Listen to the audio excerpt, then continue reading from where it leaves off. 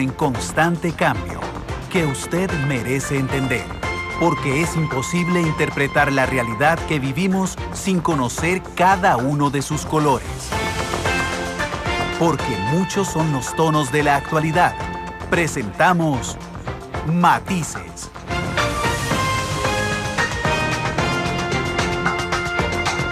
Una producción de Noticias Monumental.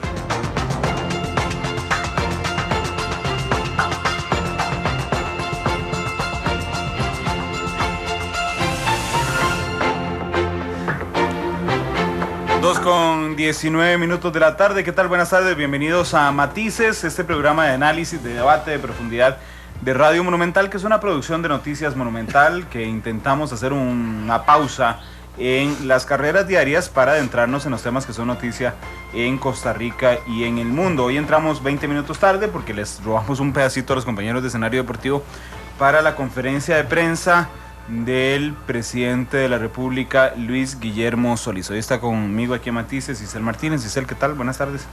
Hola Randall, muy buenas tardes a todas las personas que nos siguen a esta hora. Y sí, el tema del día sin duda y sigue siendo, quién sabe hasta cuándo será siendo, el tema de la propuesta que le hizo el viceministro, o el exviceministro más bien, a la procuradora, y la réplica que tuvo hoy en conferencia de prensa del gobierno, que en cierta parte también se vio opacado el anuncio que hizo sobre Limón en las mañanas por todo. Qué mal timing.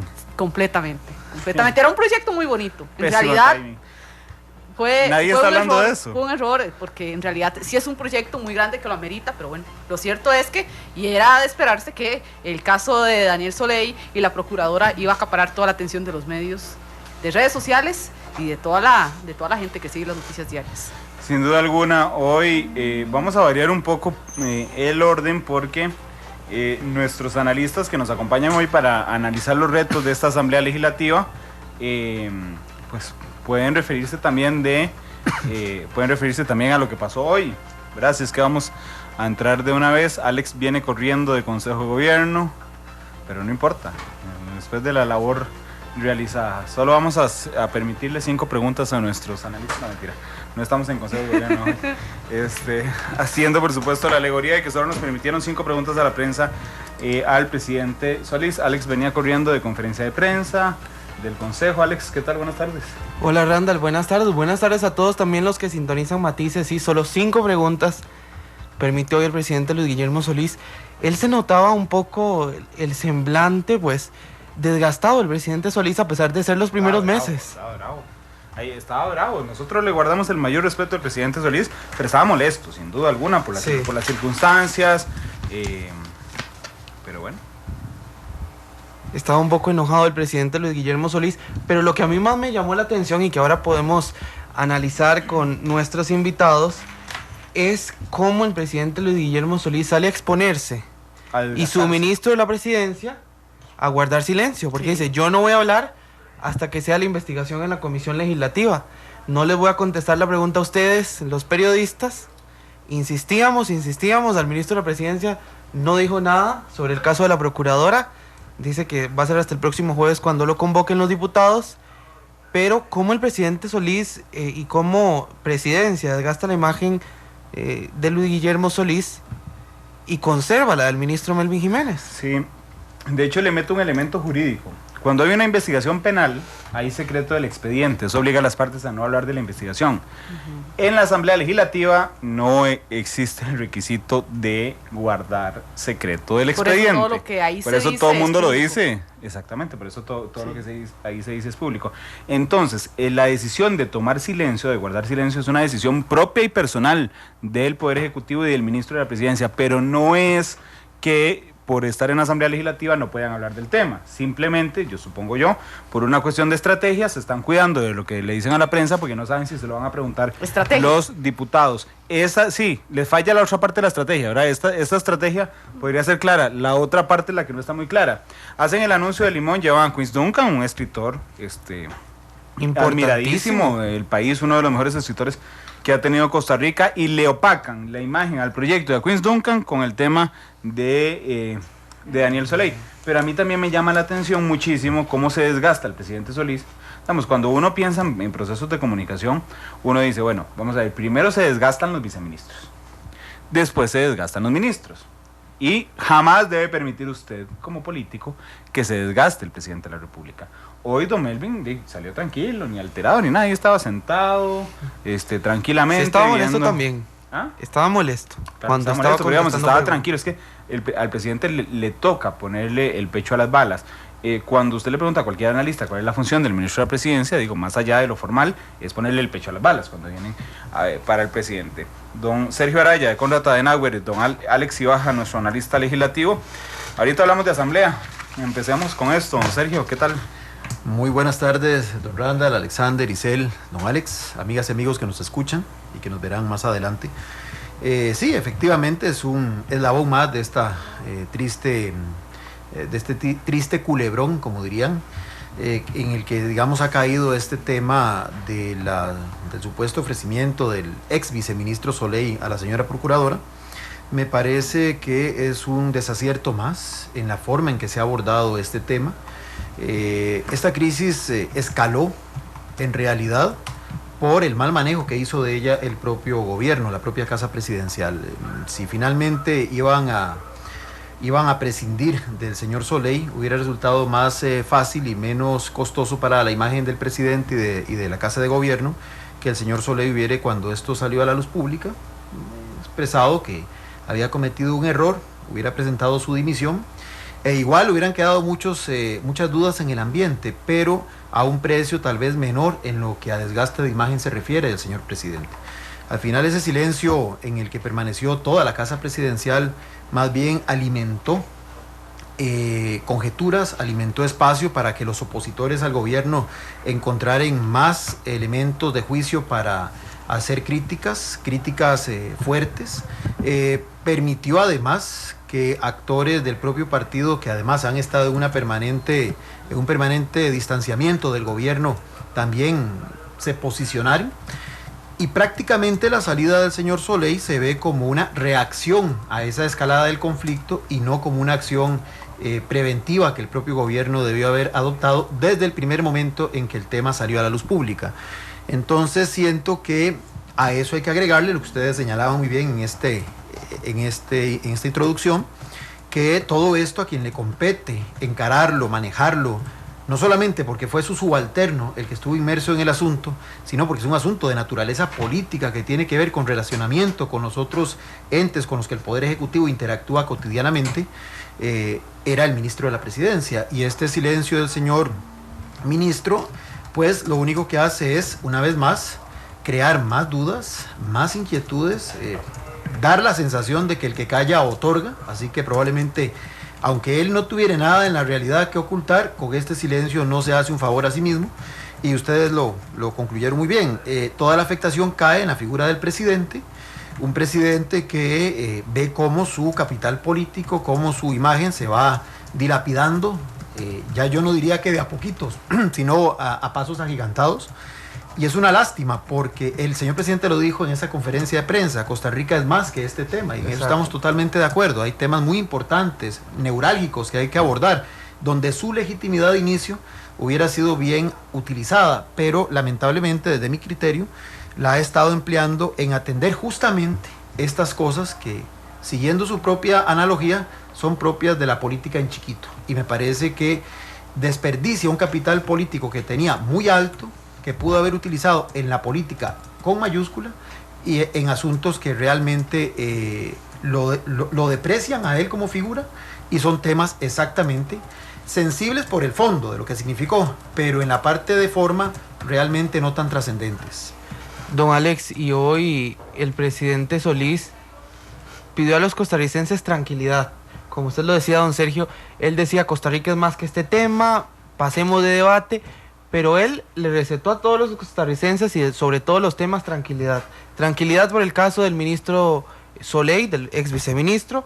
Tranquilidad para los grupos de diversidad sexual que planean manifestarse durante la cumbre de la CELAC si no se convoca el proyecto de uniones gays a la Asamblea Legislativa. Y tranquilidad a los educadores que planean una manifestación o una huelga antes de iniciar el curso lectivo. ¿Qué análisis puede hacer usted de lo que dijo hoy el presidente? Don Alex, buenos días. Buenas tardes, ya yo estoy perdido. ¿Sí? Buenas tardes. muchísimas gracias por invitarnos. En un momento en donde se está decantando, digamos, el estilo, o determinando de definir el estilo de gobierno de la administración Solís Rivera. Y escuchándolos y escuchando la Asamblea Legislativa y los actores políticos que han opinado alrededor de esta fuga de información, porque eso fue lo que ocurrió en el accionar cotidiano de un asunto que normalmente es rutinario, ¿verdad? Los acercamientos, las posibilidades de que hayan movimientos en algunas instituciones. Un funcionario, alrededor de un funcionario hay una fuga de información a la prensa. Y la prensa ejerce ese ¿cómo es que le llaman? El quinto poder. El quinto poder. Quinto poder. Y bueno, aquí lo que está ocurriendo es que cuando eso ocurre, lo que viene es lo que viene. No importa quién esté en el ejercicio de la presidencia. No importa si tiene mucha tradición el partido en que está o si es un partido nuevo que propuso un cambio. No, esto es parte de la dinámica social costarricense. Aquí no hay inmunidad, no cuenta la tradición, no cuenta tampoco lo innovador, lo sorpresivo que haya sido usted políticamente. No se le pone a prueba como a cualquier persona que está en el ejercicio del poder. Y además, la prensa es la que dirige. Aquí, con todo, sin demeritar el trabajo institucional ni del Ministerio Público, que ya dio su posición sobre el hecho, y los que han opinado, y obviamente el foro político, que es la Asamblea Legislativa, que tiene su propia dinámica y ahí va en marcha, más o menos como lo conversamos ayer en la tarde. Pegó. Lo cierto es que la sociedad que se informa a través de los medios de comunicación y entonces forma su opinión alrededor de lo que lee, de lo que ve en los medios de comunicación. Y aquí se da una cosa que quiero aprovechar aquí este panel, porque sé que puede dedicar unos pequeños minutos. Una cosa es ya lo que ocurrió y ahora la acción política del gobierno no va a lucir bien frente al gran público. No es posible que luzca bien. Yo no vengo aquí ni a defender a don Guillermo ni a atacarlo. Simplemente lo que él está haciendo hoy tiene que hacerlo. Puede hacerlo él, lo puede hacer don Melvin. Pudieron haber nombrado el viernes anterior un ministro de información para que entrara nuevo a relevar la comunicación del gobierno hoy. Lo que tienen que hacer no va a lucir bien, porque lo que andan buscando es reconstruir su alianza política. Están en intensas conversaciones. Don Melvin guarda silencio frente a la prensa, pero don Melvin nunca ha estado hablando tanto como en los últimos días. ¿Por qué? Porque tiene que recuperar la conducción política, tiene que restablecer la alianza. Y ustedes, para terminar, que llevan el minuto a minuto de estos acontecimientos, ya hoy vieron los actores que tradicionalmente han caminado a la par del gobierno. Es otro tono. Sí. Tanto de los diputados de la fracción de gobierno, que hace pocos días firmaron una carta, 8 de ellos, pidiendo salidas y con fuerte control político, como la Unidad Social Cristiana, como el Frente Amplio. Y ya hoy, en el juego político, no en el mundo de la opinión pública, ya hoy hay alineadas actores políticos contra la Procuradora General de la República. lo que viene en la Comisión de Control de Gasto, ya don Daniel no puede renunciar otra vez. ¿Verdad? Entonces aquí ahora se vislumbran, no pronostico, se vislumbran dos frentes de ataque. Uno hacia a la Procuradora General de la República y otro al ministro de la Presidencia. Y ahí lo que hay es un juego de quién construye una mayoría. Y esas cosas, si las pasan por un estudio de opinión, a la gente no le gusta y obviamente el gobierno y el presidente pagan un costo político. Yo quiero subrayar dos cosas de las que hemos dicho en los últimos minutos. Una, a mí me llama la atención, el presidente Solís no dice, que creo que hubiera sido una mejor estrategia, no dice que él le pidió la renuncia a don Daniel, que todavía no había decidido si pedirle la renuncia a don Daniel, y que él se encuentra la renuncia de don Daniel.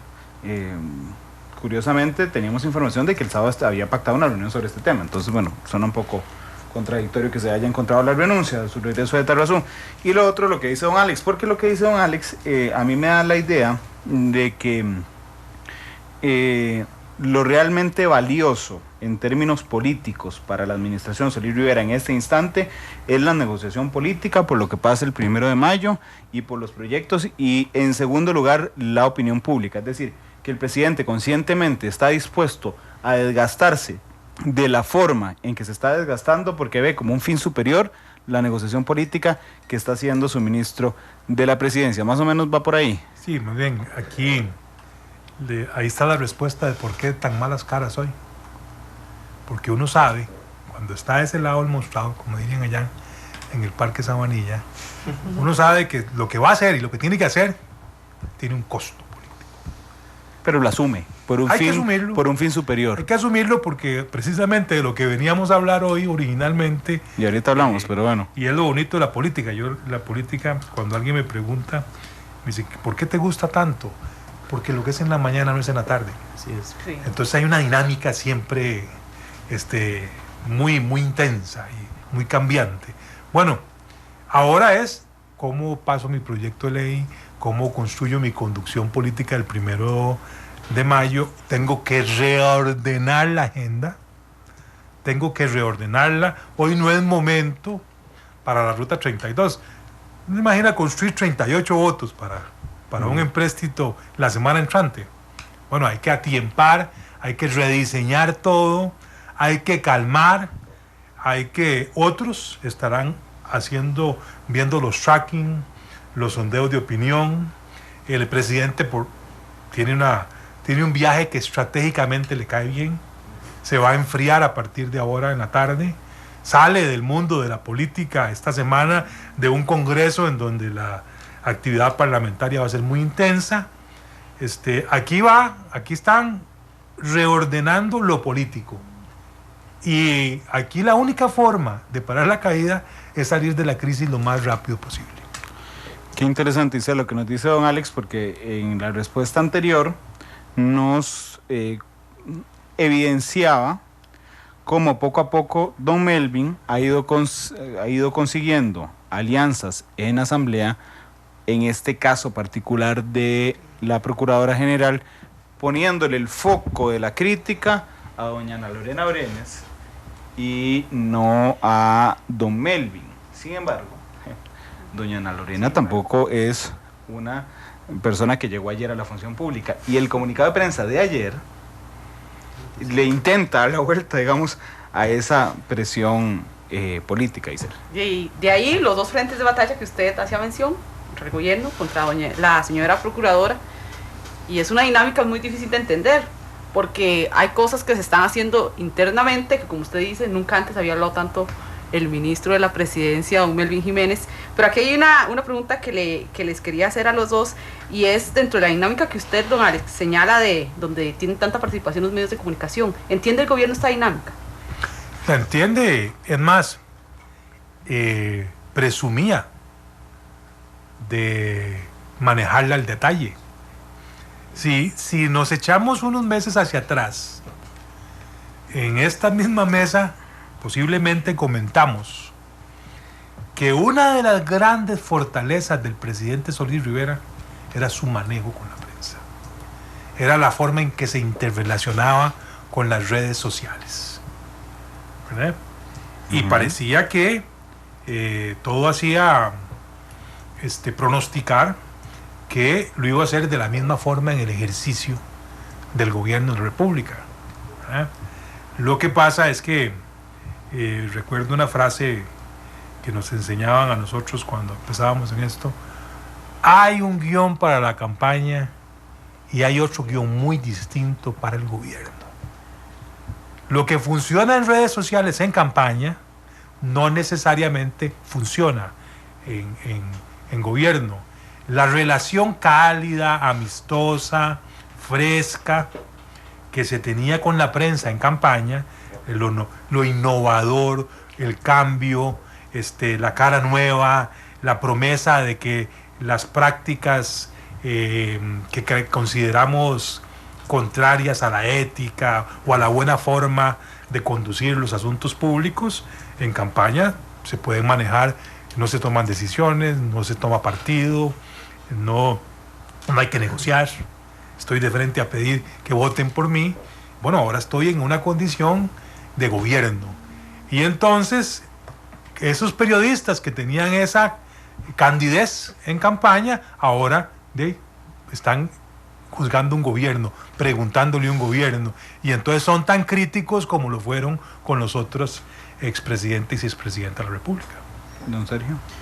Sí, no, comparto plenamente lo que dice don Alex. Una cuestión es estar en campaña y me parece que justamente el señor presidente sobreestima sus capacidades y sus habilidades como comunicador, porque como bien ha dicho Alex, olvidó que ya en este momento no se le está juzgando como esa persona novedosa, distinta, prácticamente desconocida, que generaba una sensación de refrescamiento del ámbito político, sino que ya es un presidente y como tal va a ser evaluado. Y yo le agregaría, porque eso no se lo puede tampoco quitar de encima, evaluado con una rigurosidad especial, porque proviene de un partido que ha labrado comunicacionalmente una identidad que es lo único que lo distingue del resto de los partidos políticos que hay actualmente en el país, que era justamente ese compromiso con lo que dijo Alex hace un momento, con tratar de hacer prácticas políticas distintas a las tradicionales, aunque no se supiera ciertamente en qué consistía eso, porque nunca habían ejercido el poder, pero por lo menos a nivel de oposición se había construido ese discurso. Entonces, el señor presidente tiene y tras de sí también el ADN PAC, que no puede simplemente desprenderse de él, y es un hecho que además de las expectativas que había en torno a lo que él representaba como novedad en la escena política, existía esa expectativa de cómo se iba a llevar a la práctica ese discurso construido por más de 15 años, o por casi 15 años. Y con situaciones como esta, que es lo usual y que es lo que se da, no ahora, sino en muchas otras oportunidades y en diferentes niveles, no solamente a nivel de estos altos, de estas altas jerarquías de aparato institucional del Estado, evidentemente la sorpresa, el desencanto se incrementa.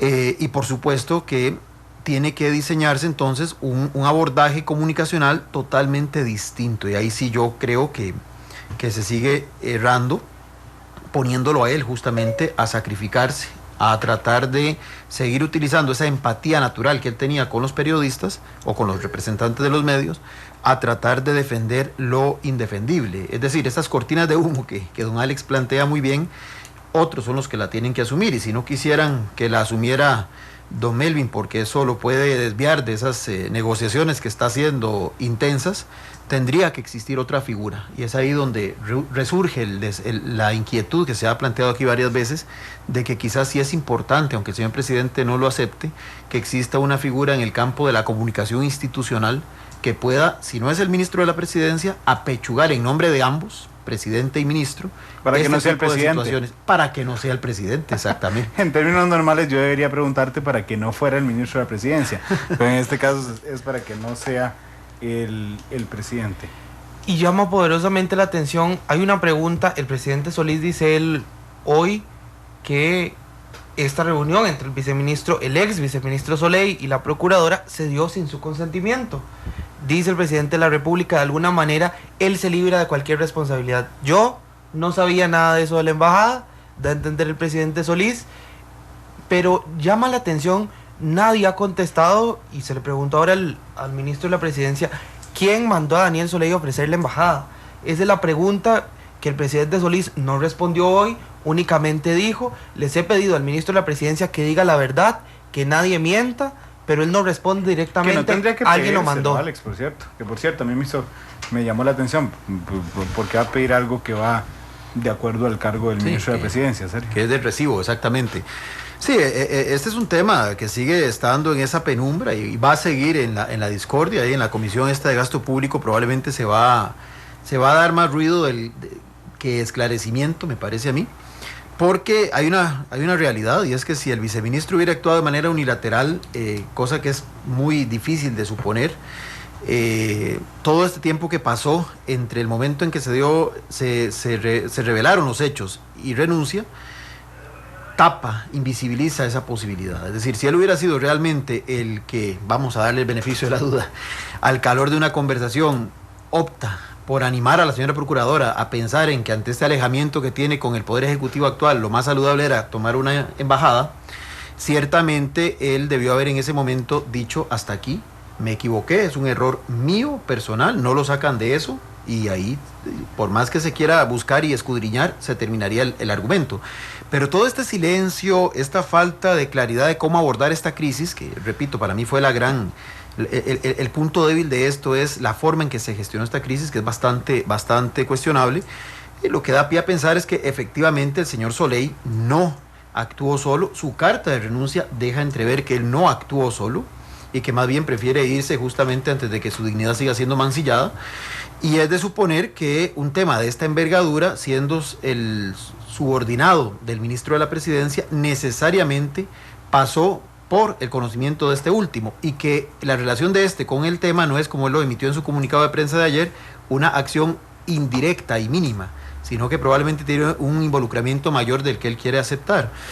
En este caso, pues, creo que la pregunta de fondo es, bueno, si el ministro actuó de esta forma, ¿con qué lógica lo hizo? Si respondiendo a alguna inquietud del presidente o con una agenda propia, lo que también dejaría en entredicho cuál es la verdadera capacidad de conducción que tiene el señor presidente de su equipo de gobierno, o sea, cuál es el liderazgo de él. Reflejaría desde mi perspectiva que es un gobierno en donde, a como se conformó, a retazos y en tractos, y con gente salida de último momento no prevista para los puestos a los que finalmente llegaron, pues podría ser un reflejo de esa situación, y de que es un gobierno fragmentado donde cada parte hace lo que cree oportuno de acuerdo a su propia visión, y tal vez hay un presidente que está facilitando un poco ahí la conducción política, dado que no hay un ministro de la Presidencia que sea lo suficientemente representativo para articularlos a todos, porque es a su vez un actor interesado con agenda propia. Entonces también dejaría mal parado al señor presidente, porque no daría esa sensación de que tiene el sartén por el mango y de que él es el que está realmente llevando el pulso de todos los asuntos. Y se ve con el tema, por ejemplo, de este intercambio de Twitter entre la señora vicepresidenta y el señor ministro de la Presidencia, donde ella descalifica lo que dice el señor ministro con respecto a un tema que se va a ver ahora o que se podría ver en la sesión, en este periodo de sesiones extraordinarias, donde se ve entonces claramente que hay fisuras y que falta ese hilo conductor que en teoría lo tiene el presidente y lo delega en el ministro de la Presidencia, pero ni está ocurriendo eso. Y adicionalmente creo que el ministro de la Presidencia tiene un rol propio, una agenda propia, que no necesariamente puede ser que sea convergente con la del presidente, no lo sé, pero necesariamente no lo es con la de otros actores del gobierno. Entonces, todo esto en su conjunto lo que da es una señal de un gobierno, digamos, con ciertas fisuras al interior, que de cara a una negociación con un poder legislativo tan fragmentado como el que tenemos, también le hace un flaco favor a ese esfuerzo negociador, porque se sabe que lo que se negocia con un ministro necesariamente no es la voz del gobierno, y se puede justamente desviar la atención negociando con otro ministro algo contradictorio. Bueno, por último en este tema, antes de ir a la pausa y regresar a hablar de lo que podríamos esperar los próximos días en la Asamblea Legislativa, don Alex, ¿a usted no le llama la atención Usted dijo, fue una filtración de información, efectivamente. Entonces a mí me choca un poco las versiones, porque el presidente dice, yo recibí la denuncia de la procuradora, entrevistó, entiendo, a don Daniel y le preguntó si había pasado así. Y que las versiones eran distintas, dijo, de los dos. Sí, pero no dijo que no le había ofrecido la embajada, nada más dijo que las versiones eran distintas. De ahí es que esto no estalla, ni hay ninguna acción, ni hay ninguna investigación, porque dijo, se inició inmediatamente la investigación. Bueno, tal vez sea una llamada para preguntar qué pasó, pero no pasó nada hasta que la prensa lo publicó, don Alex. ¿No le llama la atención? Es correcto. Bueno, sobre este tema hay que rescatar, no, señalar lo dicho por la señora procuradora. No he hecho nada sobre este caso porque me comprometí con el señor presidente a que él iba a investigar y iba a corregir. Iba a llegar a las últimas consecuencias. ¿Verdad? Digamos, para mí eso que ahora, volviendo hace unos minutos, usted decía que la señora procuradora rápidamente salió a responder, sí. Bueno, pero sale a decir, porque está recibiendo críticas. Está recibiendo críticas de actores políticos diciendo por qué la señora procuradora no puso la denuncia en forma inmediata a la Procuraduría de la Ética. ¿Verdad? Y ella, sobre ese particular, en su comunicado de prensa, hace una respuesta política. Me comprometí con el señor presidente, a quien puse en conocimiento. Dice, como dicen los juristas, se investió al presidente del asunto. Se lo trasladó, ¿verdad? Para que lo resuelva. Y el presidente dijo, lo asumo y lo resuelvo. Y además, para ir al corte, ¿verdad? Y poner esto en contexto, que yo sé que está en la mente de los que estamos aquí y de don Sergio especialmente. La agenda, reconstruir la agenda política parlamentaria. Ese es el número. Aquí no hay proyecto de ley, aquí no hay agenda. Recordemos cómo arrancó la relación del gobierno con la Asamblea Legislativa. No arrancó con don Daniel. Arrancó con la actual viceministra, que se decía que le iba a dar un perfil no solo parlamentario, sino parlamentario de cara a las comunidades, porque ella le iba a dar voz a los que nunca habían tenido voz en los últimos años. Así arranca la dinámica, la relación con el Parlamento, con un ministro de la presidencia distante. En el transcurrir del gobierno aparece la figura de don Daniel y se deslinda. Sigue la comunicación del Ministerio de la Presidencia con las comunidades en un viceministerio. Se da la especialización de un viceministro en la relación legislativa, que esa es la figura que sale. Sí. Ahí hay un vacío que no puede asumir en forma directa hoy el señor ministro de la Presidencia. Entonces aquí don Luis Guillermo en su laptop, de cara hacia el sur, va a ir rediseñando la estructura política, tanto en nivel de comunicación, porque él sabe, la cara que le vio hoy don Alexander confirma que es una tarea a atender, la comunicación del gobierno. ¿Cómo recompongo la credibilidad, la empatía con los periodistas? Y dos, cómo redimensiono la relación con el Parlamento, y aquí sí tengo que ser enfático y resaltar, sin que don Melvin salga del gobierno. Porque el acto que hoy el señor presidente hizo es de don Melvin, en el corto plazo no se va. Claramente. Totalmente de acuerdo. Ese es el mensaje. Don Alex puso a la procuradora en un rol político que es casi una herejía en análisis. 2:53, vamos a la pausa. Regresamos para hablar con don Alex y con don Sergio, que esperamos a partir de mañana, que es la primera comparecencia en la Asamblea Legislativa. 2:53.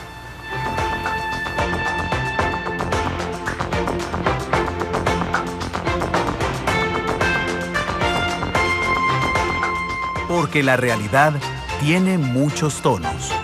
Matices.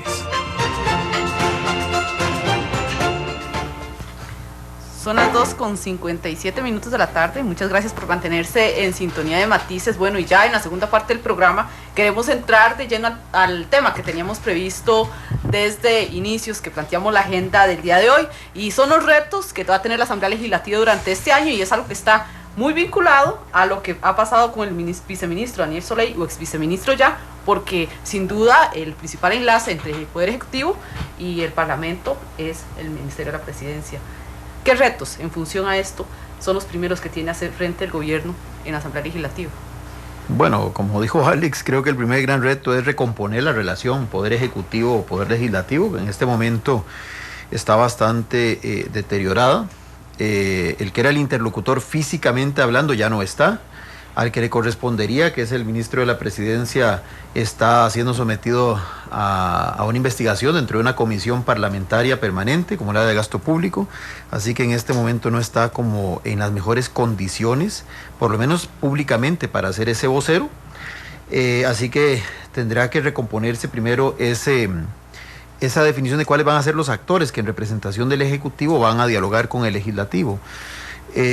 A eso además del tema este específico, me parece que ese otro tema no es de menor importancia, el hecho de que la señora vicepresidenta realmente descalifique al ministro de la Presidencia en la definición de la agenda prioritaria también pone en entredicho la capacidad que tiene el señor ministro de ser el vocero representativo de ese Poder Ejecutivo, porque aunque sea en un tema específico y muy concreto, pero también demuestra o por lo menos proyecta que no hay esa convergencia de ideas al interior del Ejecutivo que yo decía hace un rato, y entonces la misma definición de las prioridades que al Ejecutivo interesa, que es el momento en que puede plantearlas, dado que es el que tiene la iniciativa de la agenda, pues también no está mostrando una claridad lo suficientemente meridiana como para que la Asamblea Legislativa pueda no utilizar como pretexto justamente esa descoordinación que puede exhibir el Ejecutivo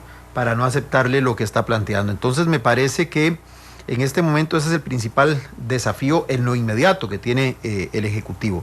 De parte de la Asamblea Legislativa, bueno, ellos también es un mundo aparte, que don Alex lo conoce mucho mejor que yo, tienen sus propios intereses, sus propias agendas. Me parece que algunas de esas agendas van a estar atravesadas por los objetivos de los partidos que están detrás de esas bancadas parlamentarias. Siento que la suerte que están corriendo, o la realidad que están viviendo algunos de esos partidos, quieras o no, incide en cómo esas bancadas se desempeñan y qué postura asumen ante determinados temas.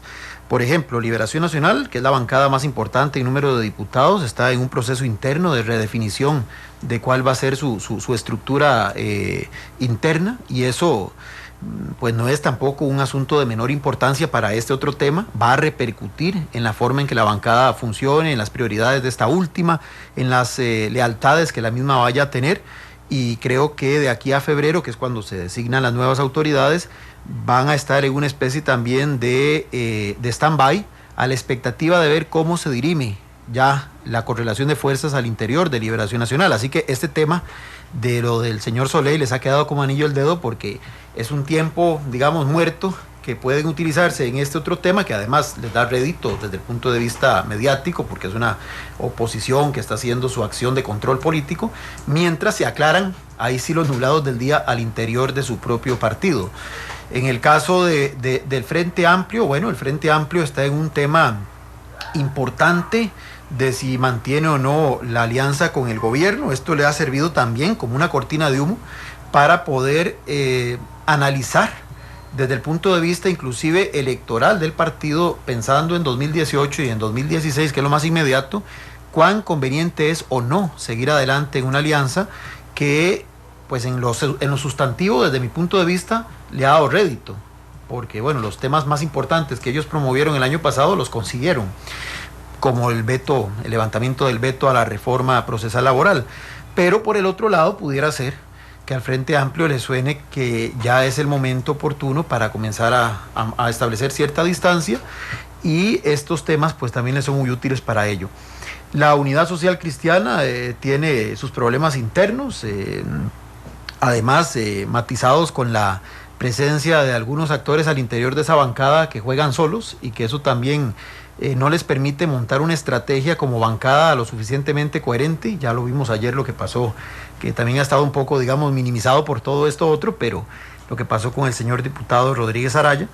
Así que, y los partidos evangélicos, o los partidos de inspiración, perdón, cristiana, también tienen ahí algo que decir, lo mismo que el Partido de Accesibilidad Sin Exclusión, porque son votitos que finalmente pueden sumarse en un eventual replanteamiento de esa alianza de cara al 1 de mayo que mencionaba don Alex. Yo pienso que no necesariamente van a variar los actores que estuvieron coaligados el 1 de mayo, pero tampoco hay certeza de que los que estuvieron el 1 de mayo anterior sean los mismos que se van a mantener en esta oportunidad. Y por eso pienso que un tema como lo de la unión de personas del mismo sexo posiblemente era parte de las negociaciones de don Melvin en esa penumbra que hablaba don Alex, para conseguir aquellos votos, la posibilidad de que el tema no fuera, digamos, incluido por lo menos en lo inmediato, en la agenda de sesiones extraordinarias. Don Alex, partiendo de esto que nos cuenta don Sergio, teniendo este escenario es muy difícil un directorio legislativo oficialista para el próximo 1 de mayo. Bueno, me parece que todavía es prematuro para determinar cómo va a ser ese 1 de mayo. Porque todos son complicados, ¿verdad? Sí, bueno, y es que en la conformación legislativa, 9 bancadas que además a lo interno de muchas de ellas hay problemas, divisiones, enfoques distintos.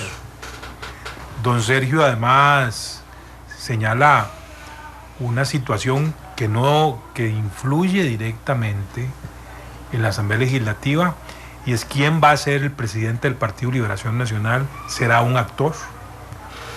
Yo no coincido un presidente de Liberación Nacional que no sea un vocero de la facción parlamentaria y que no se meta desde el día 1 en las decisiones de la fracción, porque son las que la opinión pública va a escrutar para ver si le quitan o le dan el respaldo a un partido político.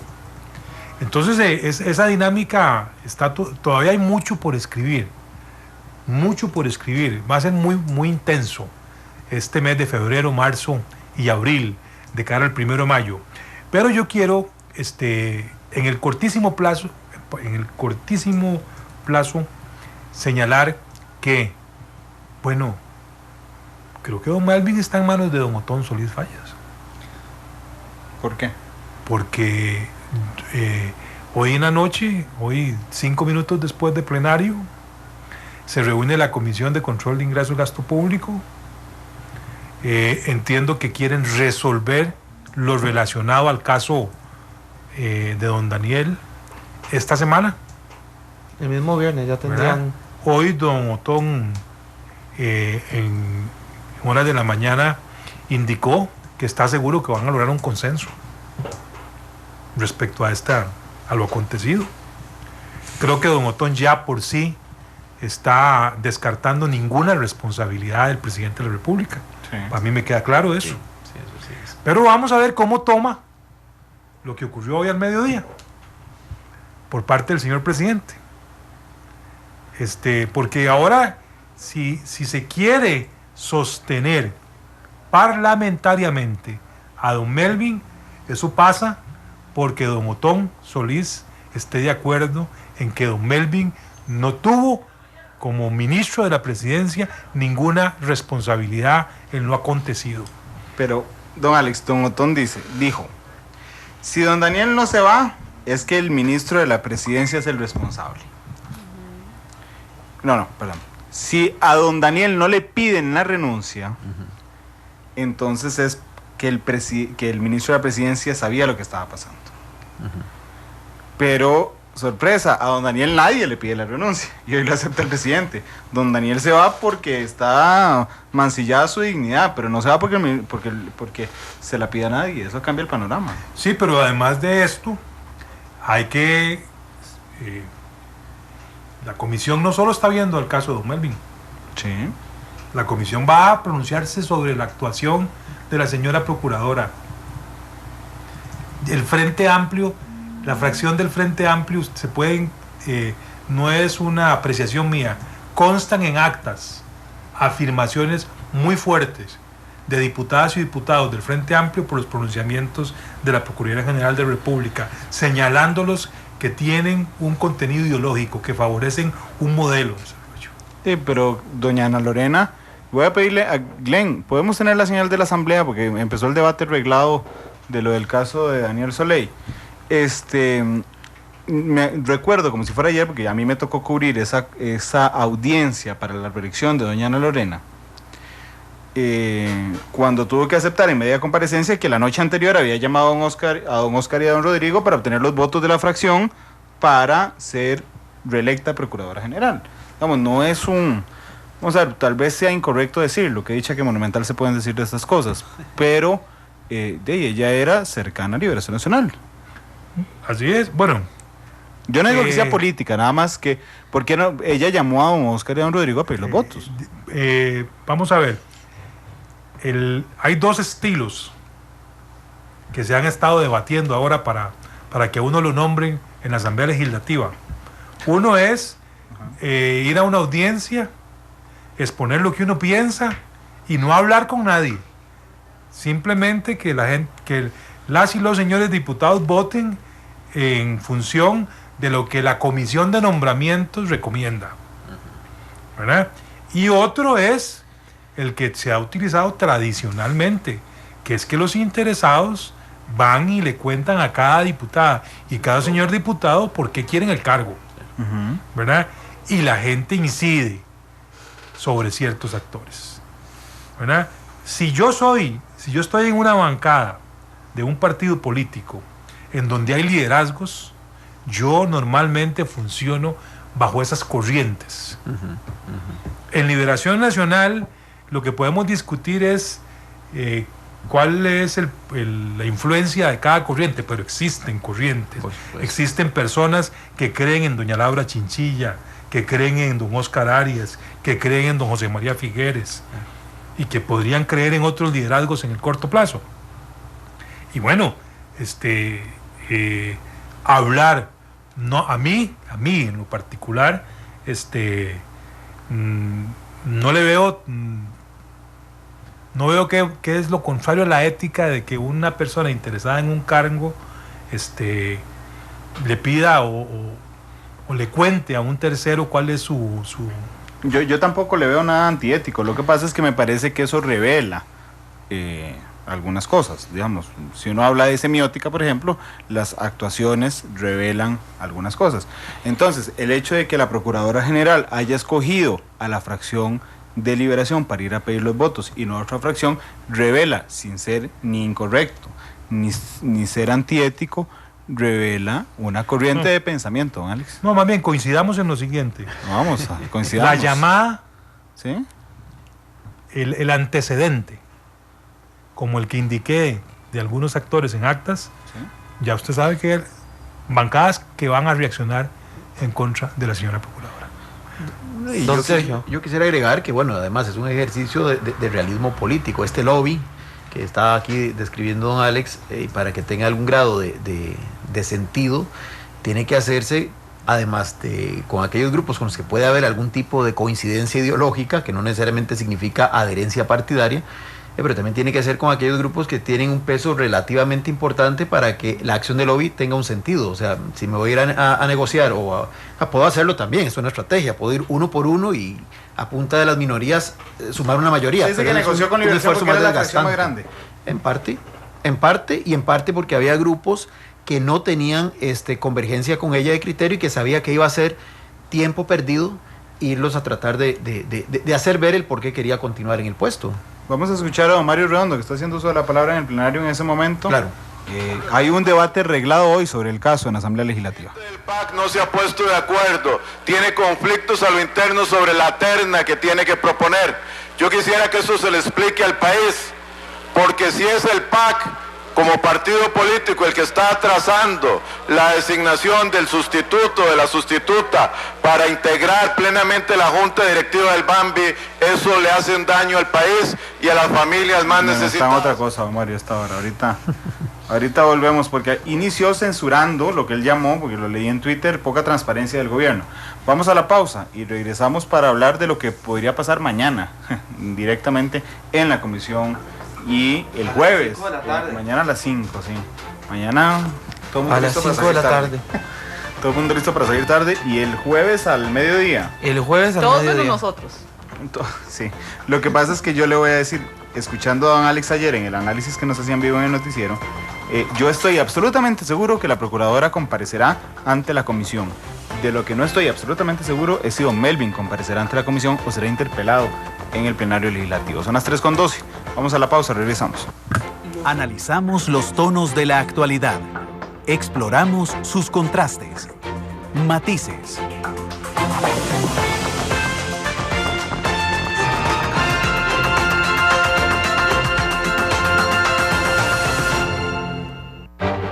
Todos los colores y puntos de vista se mezclan. Llegamos a las conclusiones en nuestro Arte Final. 3:15 en la tarde. ¿Qué va a pasar mañana según su visión, don Alex? Bueno, hoy es importante, porque hoy se van a definir. Hoy es importante porque se define el orden de las comparecencias. Yo pensé que había quedado primero doña Ana Lorena. Bueno, hoy se ratifican formalmente en el foro. Lo que se ha es conversado de un acuerdo político que se formaliza mediante una moción en la Comisión de Control de Ingresos y Gasto Público. ¿Quién va de segundo? Porque estoy claro que por las manifestaciones que han vertido los actores, doña Ana Lorena, la señora Procuradora General de la República, va a comparecer primero. ¿Quién comparece de segundo? ¿El actual señor ministro de la Presidencia o el ex viceministro de la Presidencia, don Daniel? Ese es un tema que yo todavía no tengo claro. Y bueno, la dinámica de esa comisión va a determinar mucho las decisiones que tenga que tomar el gobierno. Para mí, desde el punto de vista de formación de las leyes, la Asamblea no entró el 19, va a entrar el lunes de la próxima semana. Así es. Esta semana es una semana de control político. Totalmente. Ahí no hay espacio para nada más. Ver cómo va a resolver este asunto la Comisión de Control de Ingresos y Gasto Público, porque además cómo lo resuelva determina con quién se queda el gobierno a partir del próximo lunes. Si se queda con una simple mayoría, se queda muy distante de Liberación, el gobierno va a tender a tratar de concretar el fideicomiso para construir la carretera entre San José y San Ramón, va a buscar temas que no generen gran polémica, va a rediseñar su abordaje en materia fiscal, ¿verdad? Y va a tener que empezar a ponderar lo que aquí se conversaba, corto plazo en materia de proyectos de ley y mediano plazo materia 1 de mayo, ¿verdad? Y mucho de esto también va a estar relacionado con lo que ocurre en Liberación Nacional, con la designación del presidente del partido. ¿Por qué? Porque puede ser que se convierta en un actor. Así es. En los últimos 1 de mayo, quienes nos gusta participar de ese acto, hemos visto que se puso de moda, que los comités ejecutivos, que las figuras políticas de los partidos políticos gravitan el 1 de mayo. Todos desayunan con sus bancadas, todos opinan, todos legitiman las posiciones de sus bancadas. Y bueno, no va a ser este 1 de mayo la excepción, estrenando comité ejecutivo del Partido de Liberación Nacional. Claro.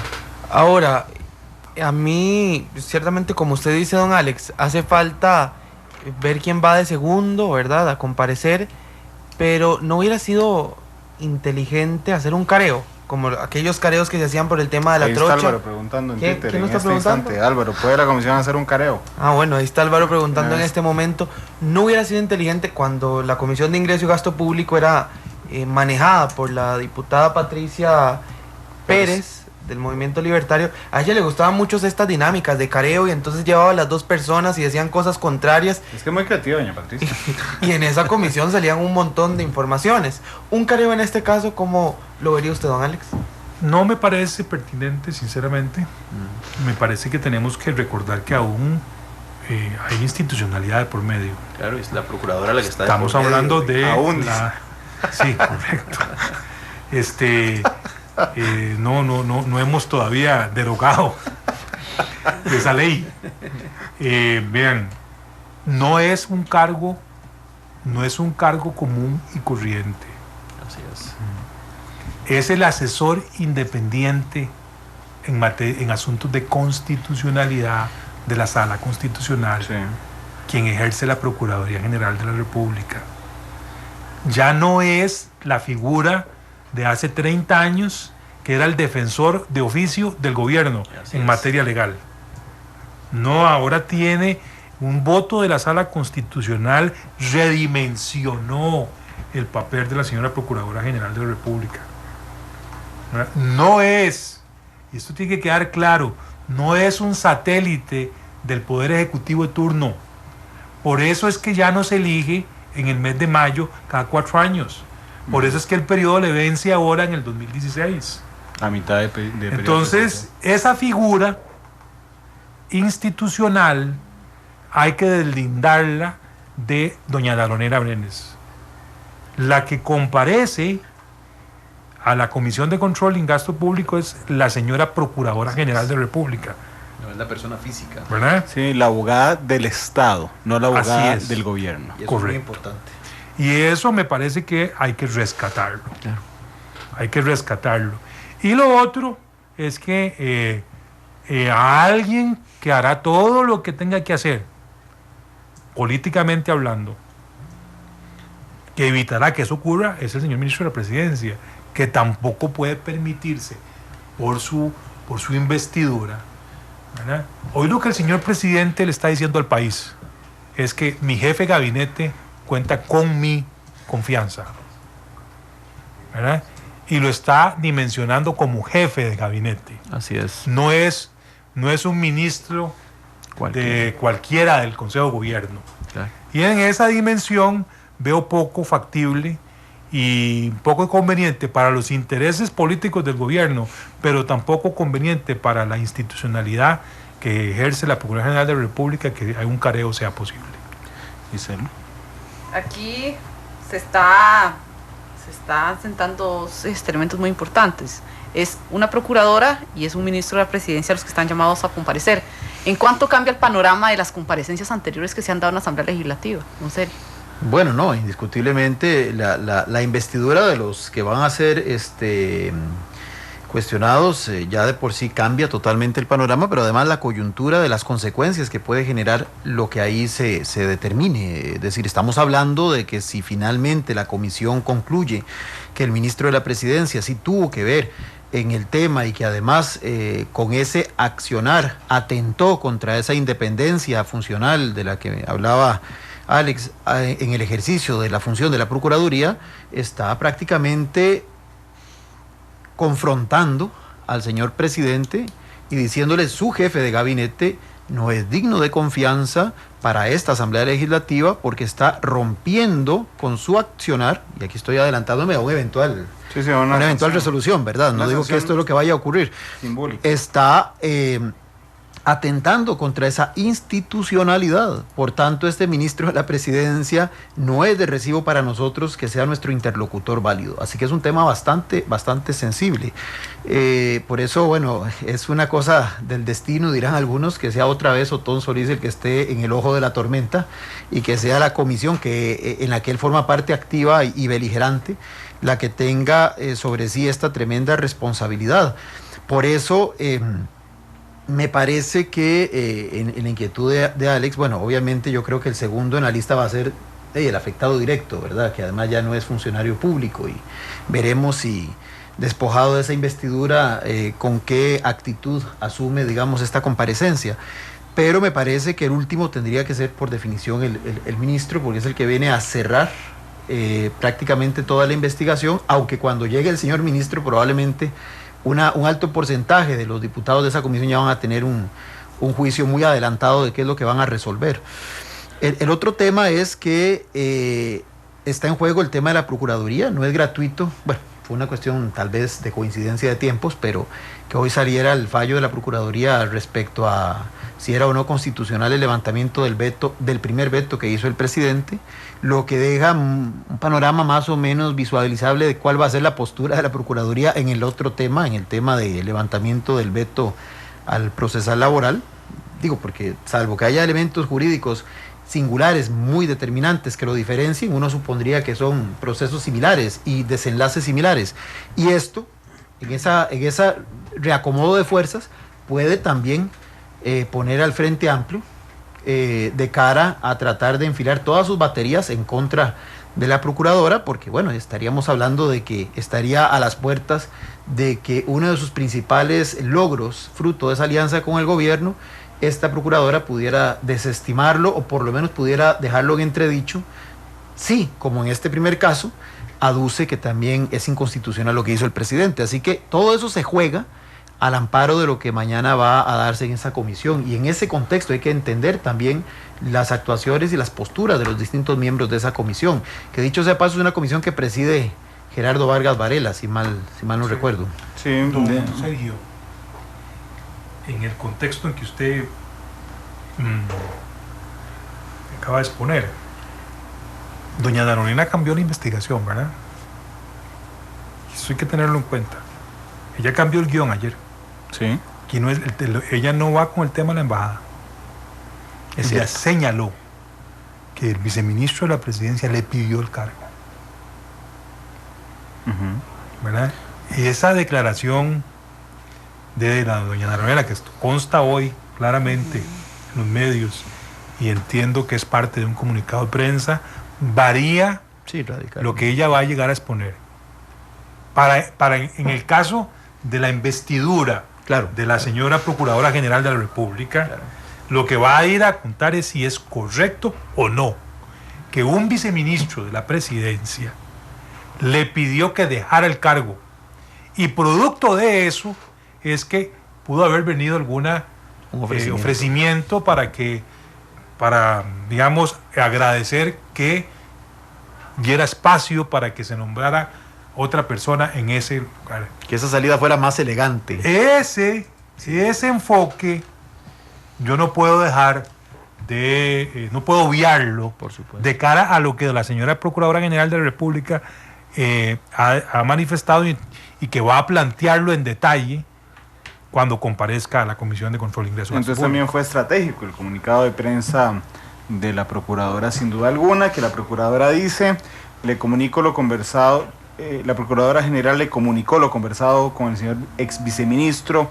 Bueno, vamos a ver, para replantear lo que dijo don Alex, porque ya creo que ya se nos cumplió el tiempo, ya nos tenemos que ir, pero en el comunicado dice que la Procuradora está en total disposición de comparecer ante la Asamblea en el momento en que sea convocada, para referirse con total apego a la verdad a la reunión solicitada por el entonces viceministro de la Presidencia, en el cual él le planteó su permanencia en el cargo, ¿no? Dice en la embajada.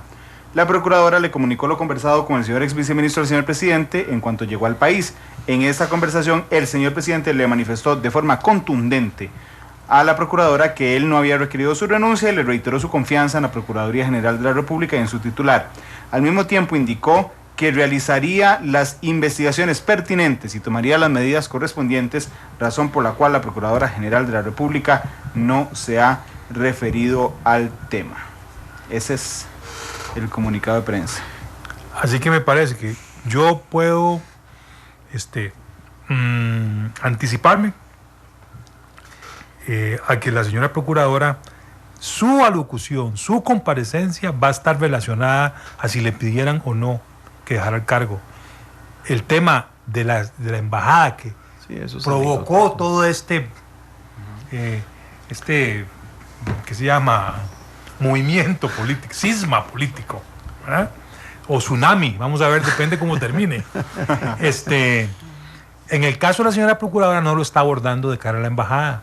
Es más, creo que posiblemente ni siquiera tema. Lo va a abordar, que le pidieron el cargo y eso fue lo que fue a conversar con el señor presidente de la República. Mire, es usted el que me está pidiendo el cargo. Yo creo que la dinámica de la comisión, respondiendo tardíamente a la pregunta, ¿cómo ve mañana Bueno, si la comparecencia es mañana de la señora procuradora, veo ese contexto en la comisión. Y yo culminaría, que era el tema original de esto, que la agenda parlamentaria va a seguir en tiempos tormentosos un buen rato más, porque este es un tema que se las trae definitivamente. Estamos seguros, gracias a los dos, 3,28. Adivinen cuánto propuso el gobierno de aumento al sector público, Alex. Yo ya lo sé. Así es. Se la digo. Yo en Twitter, Ya le leí en Twitter. No, voy a hacer lo más interesante. ¿Se acuerdan del último aumento al sector público? Fue casi el 5%. Sí. 4, y resto. 4.14. Ok. El primero que les tocaba Sí, el hacer. primero ¿verdad? que les tocaba y que los sindicatos mandaron, celebramos, no sé qué, 0.94, está proponiendo el gobierno de la República. Pero era lo que se tenía que esperar Sí, por la inflación. la Unión de Trabajadores está anunciando que se va a tirar a las calles. Claramente, el presidente Solís lo dejó ver hoy, en la mañana. Dijo, Pero es que- dijo, espero que los sindicatos no se tiren a la calle por el tema del aumento. Si la inflación no al estuvo sector ni en un público. 1%, no podían esperar más. Hay de que un hacer Pero un es que tiene matices que, sí, pero de eso. vamos a hacer un matices, pero tiene que acordarse que la fórmula que están planteando los sindicatos es el reconocimiento de la inflación anterior más el 50% de lo proyectado en ellos que dicen sigue, para más un recuperar porcentaje un del poco Producto poder Interno adquisitivo. Bruto. Bueno, Ok. 3,29 ha estado sustancioso hoy. Nos escuchamos a las 7 en la tercera emisión de Noticias Monumental. Feliz tarde.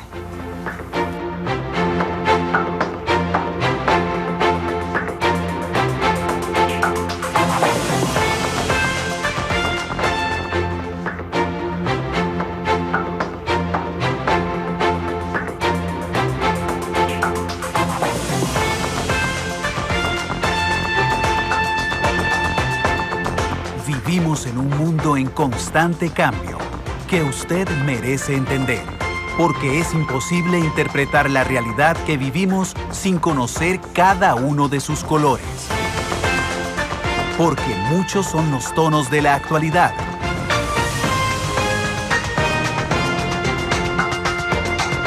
Una producción de Noticias Monumental.